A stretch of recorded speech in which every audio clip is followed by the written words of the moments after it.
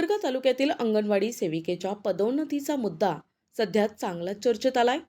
गंभीर तक्रारी आणि गुन्हे दाखल असतानाही नियम डावलून पदोन्नती दिल्याचा आरोप करत एका पालकाने थेट जिल्हा परिषद धाराशिवकडे तक्रार दाखल केली आहे. नेमकं प्रकरण काय आहे पाहूयात हा रिपोर्ट. धाराशिव जिल्ह्यातील उमरगा तालुक्यातील मौजे औराद येथील अंगणवाडी क्रमांक 303 मधील मदतनीस श्रीमती राजाबाई तानाजी गायकवाड यांना सेविका पदावर देण्यात आलेली पदोन्नती सध्या वादाच्या भोवऱ्यात सापडली आहे. संबंधित सेविकेविरोधात गंभीर स्वरूपाच्या तक्रारी, कामकाजाबाबत नकारात्मक नोंदी तसेच उमरगा पोलीस ठाण्यात मारहाण आणि इतर स्वरूपाचे गुन्हे दाखल असतानाही नियम डावलून पदोन्नती देण्यात आल्याचा आरोप एका पालकाने केला आहे.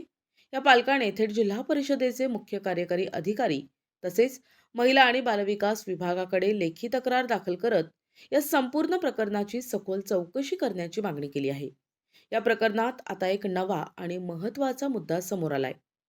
24 एप्रिल 2025 ला उपमुख्य कार्यकारी अधिकारी देवदत्त गिरी यांनी दिलेल्या टिप्पणी क्रमांक 23 चा हवाला देत संबंधित टिप्पणी संचिकामध्ये नोंदीची छाननी करण्यात आली. तेव्हा या छाननीत 13 मे 2025 रोजी एस जमादार या महिला बालविकास प्रकल्प अधिकारी यांनी केलेली एक महत्त्वाची टिप्पणी समोर आली आहे. या टिप्पणीत स्पष्ट नमूद करण्यात आले की शासन नियम आणि वरिष्ठ अधिकाऱ्यांच्या सूचनेनुसार श्रीमती राजाबाई तानाजी गायकवाड या पदोन्नतीस पात्र आहेत आणि इतर बाबी विचारात न घेता त्यांना थेट अंगणवाडी सेविका पदावर नियुक्ती देण्यात यावी. मात्र याच मुद्द्यावर आता वाद निर्माण झाला असून गंभीर तक्रारी आणि गुन्हे प्रलंबित असताना अशी थेट नियुक्ती योग्य होती का असा प्रश्न उपस्थित केला जातोय. तक्रारदार पालकाचा आरोप आहे की पदोन्नतीनंतर त्यांच्यावर दबाव आणला जात असून त्यांच्या मुलाच्या शिक्षणाचा प्रश्न निर्माण झालाय.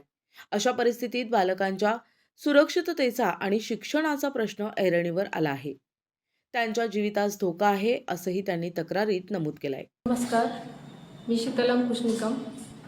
माझा एकच प्रश्न आहे. एवढे गंभीर गुन्हे आणि तक्रारी चालू असताना, न्यायालयात प्रकरण प्रलंबित असताना संबंधित व्यक्तीची पदोन्नती केली कुठल्या आधारावर? माझा मुलगा अंगणवाडीमध्ये शिकत असताना त्याच्या सुरक्षिततेचा, भवितव्याचा प्रश्न आहे.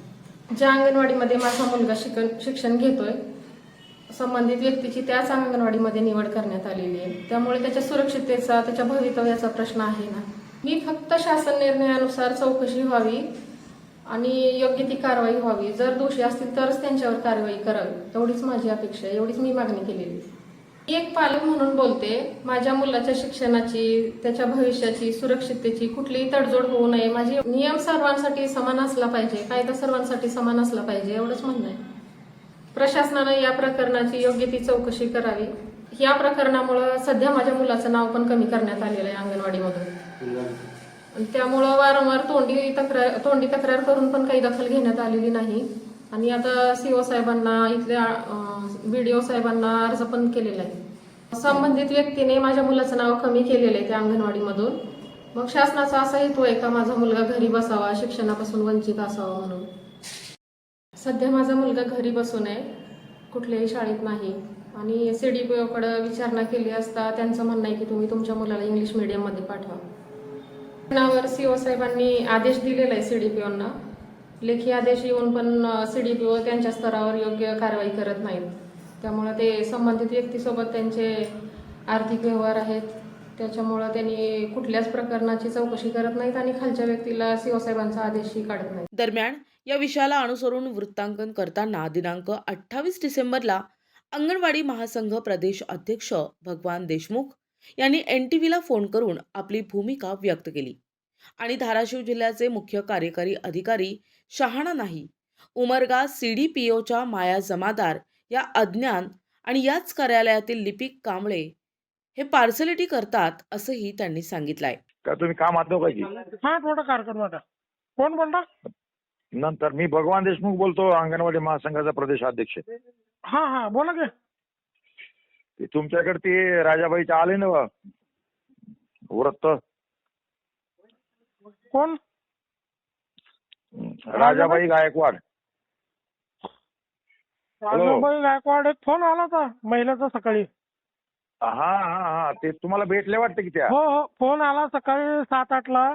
ते मी काय त्यांना झालं मडगावातून बरं का, भेटा. त्यांच्यावर अन्याय झाला. ऐकून घ्या जरा. हा त्यांच्याच जाऊ असल, ननंद असल, त्यांची पुतणी, त्यांनी खोट्या केसेस यांच्यावर केलेले आहेत. हा हा मग त्याच्यामुळं त्यांचं प्रमोशन होत नव्हतं. हा हा मी शिवकडं उपोषणाचं पत्र पाठविलं, 4 वेळेस भेटलो. हा हा मग त्यांनी पत्र दिलं उपोषण करू नका आणि शासन निर्णयाप्रमाणे त्यांना प्रमोशन द्या म्हणून. बर सीडीपीओनं शासन निर्णयाप्रमाणे प्रमोशन दिलं. बर आता ती त्यांचीच पाहुणी, तिच्यावर काही केसेस आहेत खोट्या केलेल्या. बर तर त्या केसेस असताना प्रमोशन देता येत नाही म्हणून शिवगड जाऊन बसली. हा हा आपल्या धाराशिवचे शिव ते काही तेवढे शहाणे आहेत मला वाटत नाही. मी भेटलो त्यांना. हा हा इतर कर्मचारी आणि हे मानधनी कर्मचाऱ्याचे नियम वेगळे आहेत सगळे. त्यांनी ते इतर कर्मचारी कायमस्वरूपी कर्मचाऱ्याचे नियम ह्यांना लावायलेत. हा आणि म्हणले मी प्रमोशन राखून ठेवत असतो.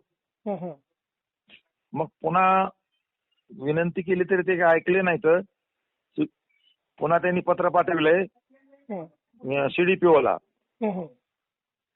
की ते जे कलम आहेत त्या बाबतीमध्ये त्यांची चौकशी करावी आणि त्याचा अहवाल सादर करावा. एक पत्र दिलंय आणि दुसरं पत्र तात्काळ दिलंय. लगेच एका दिवशी 2 पत्र दिलेत. त्यांच्यावर जर कलम लागू असतील तर मग त्यांना त्यांचं प्रमोशन थांबवू का नाही याबाबत तात्काळ निर्णय घ्यावा. आता इथं जे सीडीपीओ आहे ते अज्ञान आहे. सुपरवायझर आहे, 4 तात्पुरता आहेत, याला तिथं नॉलेज नाही. आणि संतोष नावाचा कारकून आहे ना, तो पार्शलिटी करतो. ती जी बाई आहे ना दुसरी तिच्या विरोधातली, तिची बाजू घेतो. आणि हे सगळं जिरलं होतं. मला शिव म्हणले होते ठीक आहे बघू, तुम्ही डेप्युटी शिवाला सांगा. हे थांबलं होतं 15 दिवस झालं. नेमका आता उद्देश सांगा, नेमकं काय विषय काय? उद्देश म्हणजे खोट्या नाट्या केसमध्ये हिला कमी करायचंय कामावरून. आता ते प्रमोशन दिलं ना आम्ही. शिवने काहीतरी पत्र काढलेलं आहे. हो ते खोट्या केसवरून काढलं. ते शिवनी त्याचा शहानिशा करायला पाहिजे. मग तशी तुम्ही लातूरमध्ये शिवच्या बरं का पत्रकार साहेब ऐकून घ्या. लातूरमध्ये एका बाईची सून जळाली होती. ती 6 महिने जेलमध्ये होती. तिला मी परत ऍज कामावर घ्यायला लावलं. बरोबर. आणि हिथं कसलाच गुन्हा नाही तसला. खोटे कलम आहेत फक्त. तरी पण ते शिवच्या काय लक्षात येत नाही. शिव पण चुकीचे आहेत आणि सीडीपीओ पण चुकीचे आहेत. अगदी बरोबर आहे. तिला जे दिलंय ना नियमाप्रमाणे दिलंय. कोर्टात म्हणा काय कारवाई करत आहात का? आता तोच विचार आहे माझा. उद्या मी शिवला फायनल भेटणार आहे. नाहीतर मग कोर्टात जाणार आहे. तुम्ही मदत करा, थोडं आवाज उठवा जरा. नाही, आम्ही जे कागदपत्र आहेत, जे पुरावे आहेत, अधिकाऱ्यांची मुलाखत, ह्यांच्या आधारेच बातम्या लावतो. खोट्या बातम्या आपण लावतच नाही. नाही त्याच्या आधारेच. खोटा अजिबात मी म्हणतच नाही. खोटा असेल तर मी पहिलेच म्हणलं असतं त्या बाईला तुझं जमत नाही. कायदा सर्वांसाठी समान आहे आणि कायद्यापुढे सर्वजण एक समान आहेत. अगदी बरोबर आहे. तर ते पुरावे तुम्हाला द्यायला लावतो सगळे. तुम्ही बोलता शिव पण चुकीचे आहेत, बीडीओ काय म्हणतात ते शिव पण चुकीचे आहेत. म्हणजे तुमचं कारण लातूरमध्ये ऐकून घ्या, लातूरमध्ये बरं का सचिनराव प्रोसिजर करायला पाहिजे, कायद्याची बाजू घ्यायला. नाही आता कायदेशीर मी करणारच आहे सगळं. पण आतापर्यंत थांबलं होतं, हे काय थांबणं गेले तर. हो चालतं. ओके. आता कोर्टात जायचं म्हणलं त्या बाईला खर्च येतो. माझं नाव आहे अण्णासाहेब पवार. संभाजी ब्रिगेडच्या माध्यमातून सर्वसामान्याच्या, कष्टकऱ्याच्या, शेतकऱ्याच्या कुटुंबातले लोकांसाठी आम्ही लढत असतो. जो कोणावरही अन्याय होत असेल तर तिथं 100% आम्ही ठामपणे उभा राहण्याचा प्रयत्न करत असतो आणि त्या व्यक्तींना न्याय देण्याचं काम करत असतो. प्रश्न केवळ एका पदोन्नतीचा नाही, तर हा प्रश्न प्रशासनाच्या पारदर्शकतेचा आहे. गंभीर तक्रार आणि गुन्हे प्रलंबित असताना नियम डावलून पदोन्नती दिली असेल तर ही अत्यंत गंभीर बाब आहे. आणि अंगणवाडी म्हणजे हे लहान मुलाचं भविष्य आहे आणि ही व्यवस्था प्रशासनाने या प्रकरणाची निष्पक्ष चौकशी करून ते दोषी असतील तर त्यांच्यावर तत्काळ कारवाई केली पाहिजे. आणि नियम सर्वांसाठी समान आहेत, कायदा सर्वांसाठी समान आहे. एकीकडे शासन नियम आणि फाईलवरील टिप्पण्या तर दुसरीकडे गंभीर तक्रारी, गुन्हे आणि पालकांची चिंता. या सगळ्या पार्श्वभूमीवर महिला आणि बालविकास विभाग आणि जिल्हा परिषद धाराशिव यांची भूमिका काय असणार? पदोन्नती कायम राहणार की चौकशी होणार? आणि या प्रकरणात जबाबदारी निश्चित होणार का? हे पाहणं आता महत्त्वाचं ठरणार आहे. प्रतिनिधी सचिन बिद्री, NTV न्यूज मराठी, उमरगा, धाराशिव.